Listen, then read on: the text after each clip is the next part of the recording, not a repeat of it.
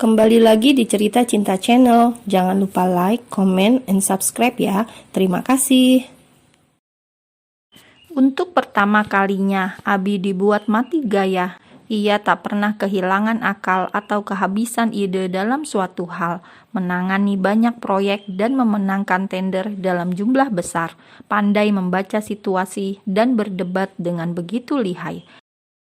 Namun malam ini dibuat bungkam dengan satu alasan yang sebenarnya mementingkan kepentingan dirinya dan masa depan untuk keturunannya kelak. Boleh aku tahu apa yang kamu pikirkan tentang diriku saat menawarkan sebagai ibu pengganti? Tanya Abi ingin tahu. Aku tidak mau menjawabnya, sudah terlanjur sejauh ini berjalan. Semoga Tuhan kita memaafkan jika memang terjadi kekeliruan. Ya, terima kasih sudah datang di acara Hanan. Terima kasih untuk kirimannya. Kamu tidak ingin tahu aku datang sebagai siapa? Tanya Abi, jelas penasaran dengan respon istrinya. Nanti dikira kepo, daripada kepikiran, lebih baik aku urungkan niatku, walau sebenarnya perlu. Sindir Ajeng demi mengingat jawaban Abi tempo lalu. Haha, apa setiap ucapanku selalu membekas di hatimu? Kamu pikir aja sendiri, hanya robot yang tidak pandai menyiasati diri. Oke, baiklah, aku akan meralatnya untuk ibu dari anakku. Setelah anak itu lahir, apa yang ingin kamu lakukan? Tanya Abi sungguh penasaran, sebijak apa perempuan itu akan menyikapinya, mengingat perjanjian dan kesepakatan yang telah mereka buat. Jangan bertanya untuk hal yang bahkan kamu sendiri sudah tahu jawabannya. Yang jelas, perjanjian kita telah berakhir. Mungkin hanya keajaiban yang akan tetap membersamai aku dengannya, sambung Ajeng dalam hati. Tidak ada satu seorang ibu pun yang mau terpisah dengan anaknya. 9 bulan mengandung, melahirkan, bertaruh nyawa dengan rasa sakit, setelahnya harus merelakan untuk orang lain. Sakit sekali Ajeng membayangkan itu semua. Apalagi kelahiran anak itu semakin dekat, membuat pikiran perempuan itu antara bahagia dan tentu saja sedih luar biasa. Boleh aku menyapanya, siapa tahu malam ini bayi kita rindu sentuhan lembut bapaknya. Kamu belum mau tidur, ini sudah malam, tanya Ajeng mengalihkan perhatian Abi yang ternyata bergerak mendekat. Belum ngantuk, pingin ngobrol dulu. Kalau kamu ngantuk, istirahat saja, aku hanya ingin mengelusnya, ujar Abi meyakinkan. Mau menolak bingung, pria itu juga lebih jinak. Tidak semenyeramkan tadi, tidak ada salahnya mengiyakan.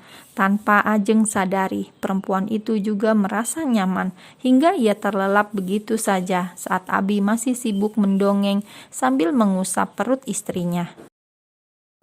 Ajeng, apa kamu sudah tidur? Tanya Abi berbisik. Perempuan itu tidur miring dengan posisi membungkungi suaminya.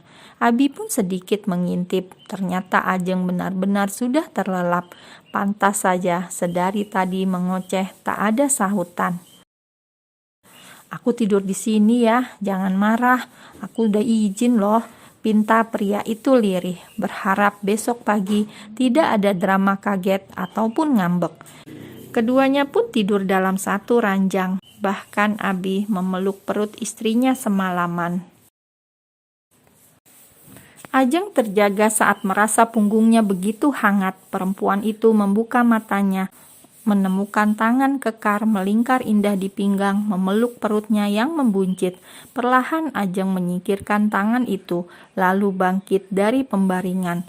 Walaupun status mereka halal untuk bersentuhan demi kesejahteraan bersama, Ajeng merasa keberatan dan tentunya tidak nyaman. Pria itu terlihat masih terlelap dengan begitu nyenyak. Ajeng pun membiarkan saja dan memilih keluar mencari kesibukan sendiri. Perempuan itu sengaja jalan pagi untuk kebugaran. Ibu-ibu hamil biasanya sangat dianjurkan jalan-jalan sehat mendekati lahiran. Pagi Bu, sapa Ajeng pada seorang ibu tetangga sebelah. Pagi olahraga Dek, Tanya ibu itu sembari menyapu teras. Keduanya saling mengangguk ramah. Ajeng menyusuri pinggir jalan kompleks tempat tinggalnya, saling bertegur sapa saat berpapasan dengan orang yang sering dilihat sebagai warga kompleks yang sama. Perempuan itu mampir di warung bubur ayam untuk sarapan. Suasana cukup ramai saat perempuan itu memasuki halaman warung. Ajeng memesan 1 porsi untuk dimakan di sana dan 1 porsi berniat membelikan untuk suaminya.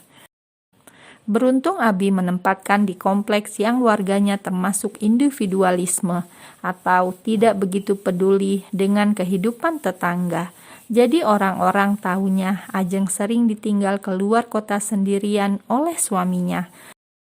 Sementara Abi terjaga, tidak menemukan istrinya dimanapun. Suasana masih pagi, tetapi istrinya kemana? Mungkinkah Ajeng marah? Dari mana? Pagi-pagi sudah ngilang.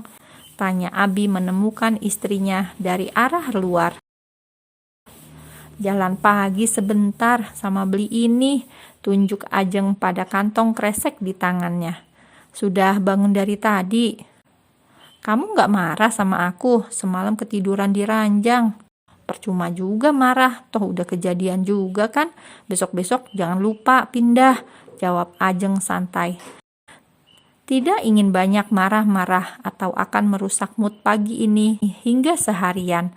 Masa-masa terakhir sebelum melahirkan, Ajeng sepertinya sudah terlalu terbiasa dan tidak mau ambil pusing asal tidak melampaui batas menurut versinya. Kapan kunjungan ke dokter lagi? Tanya pria itu sambil membuka kertas styrofoam berisi bubur ayam yang tadi dibeli. Nanti insya Allah periksa terakhir, tidak usah repot mengantar kalau sibuk, aku bisa sendiri. Apa selama ini aku pernah absen? Tidak kan? Abi memang selalu meluangkan waktunya untuk anaknya. Hanya saja Ajeng ingin menikmati berdua saja, berdua dengan anaknya sebelum waktu memisahkan mereka. Nanti biar Anto menjemputmu seperti biasa. Aku berangkat sampai siang saja, selebihnya akan aku temani dirimu. Boleh nggak aku minta check up yang terakhir ini sendiri saja, sebagai kenang-kenangan untukku nanti? Itu pun kalau boleh, pinta Ajeng membuat Abi bingung menyikapi hal ini. Aku harus melaporkan hasil check up itu ke Vivi. Maaf Ajeng, aku nggak bisa, ucap Abi lirih. Mungkin bagi kebanyakan ibu hamil di seluruh dunia ini begitu bahagia saat melakukan pemeriksaan bersama suaminya. Tetapi itu tidak berlaku untuk Ajeng. Setiap kali menatap hasil USG dengan Abi yang begitu semangat mengklaim anaknya saja selalu membuat hatinya pilu. Memang benar anak ini anaknya. Tetapi selalu saja begitu, seakan lupa kalau ibunya ada di sana. Abi seakan lupa bahwa anaknya tumbuh di rahim seorang ibu. Ajeng pun tak ingin mendebat, terdiam menghibur diri. Selepas Abi berangkat, perempuan itu ingin melakukan sesuatu yang nantinya akan menjadi kenangan terindah untuk dirinya dan bayinya. Perempuan itu sengaja keluar. Ia memberanikan diri jalan-jalan ke mall. Ajeng sengaja foto maternity sebagai kenang-kenangan, walaupun mungkin nantinya akan membuat susah lupa. Nyatanya sampai kapanpun tidak akan pernah lupa kalau sempat memiliki selama 9 bulan. Maafkan Mama, Nak. Tolong jangan membenci Mama jika suatu hari nanti kebenaran tentang dirimu terungkap. Aku ibumu yang terpaksa menyerahkan untuk orang lain. Aku menyayangimu. Sehat selalu sampai nantinya kita berjumpa untuk pertama kali. Dan mungkin juga yang terakhir kali untuk kita. Karena ibu hanya sebagai ibu pengganti. Gumam Ajeng sendu. Tak terasa matanya berembun, menangis haru dan sedih. Secepat itu, waktu berlalu. Waktu yang Ajeng harapkan untuk segera berlalu, tetapi kenapa sekarang rasanya ingin nanti saja agar bisa lebih lama lagi memilikinya. Selepas mengabadikan beberapa foto menjadi kenangan, Perempuan itu berjalan-jalan di sekitar. Tak sengaja melihat depan toko pakaian bayi. Beberapa pakaian bayi terpajang di sana, membuat langkahnya terhenti. Ini lucu sekali, pasti sangat cocok dipakai olehmu, Nak, gumam Ajeng sambil mengelus perutnya. Apa Abi dan Vivi sudah belanja perlengkapan bayi ya? Pasti sudah, aku tak perlu khawatir. Tapi apa salahnya juga aku belikan beberapa pasang untukmu, sayang. Ini imut sekali. Ajeng bergumam-gumam sembari memilih yang paling disukai. Tanpa sengaja, tangannya menarik satu pakaian yang sama dengan seseorang. Maaf, Bu, ini sudah aku pilih, ucap Ajeng sopan. Ya, padahal itu lucu sekali. Cucuku pasti akan sangat imut nanti memakainya. Sesal seorang ibu menyayangkan. Bagaimana kalau aku bantu memilih warna lainnya? Cucu ibu perempuan, tanya Ajeng tak enak hati. Kelihatan sekali ibu itu sangat berantusias. Iya, menurut hasil USG perempuan, belum lahir, masih 8 bulan. Kamu sendiri hamil berapa bulan? Tanya ibu itu ramah. 8 bulan, Bu, insya Allah perempuan juga, jawabnya mengakrabkan diri. Kamu belanja sendirian, suamimu mana? Tanya ibu itu keheranan sambil memperhatikan sekitar. Iya, suami lagi kerja, jadi nyempetin sambil jalan. Ibu sendirian juga. Aku malah pingin banget ngajakin menantuku sekedar jalan seperti ini. Tidak pernah kesampaian, dia selalu sibuk. Beruntung bertemu denganmu. Siapa namamu, Nak? Ajeng, salam kenal, Bu.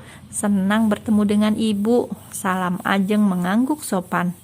Saya Bu Warsa, karena kamu sudah bantuin milihin, aku traktir makan ya. Wah, rezeki yang baik untuk hari ini. Sebenarnya ingin sekali, Bu, tapi habis ini mau ke rumah sakit. Tolak Ajeng sopan. Ponselnya sedari tadi bergetar, ternyata suaminya yang menghubunginya.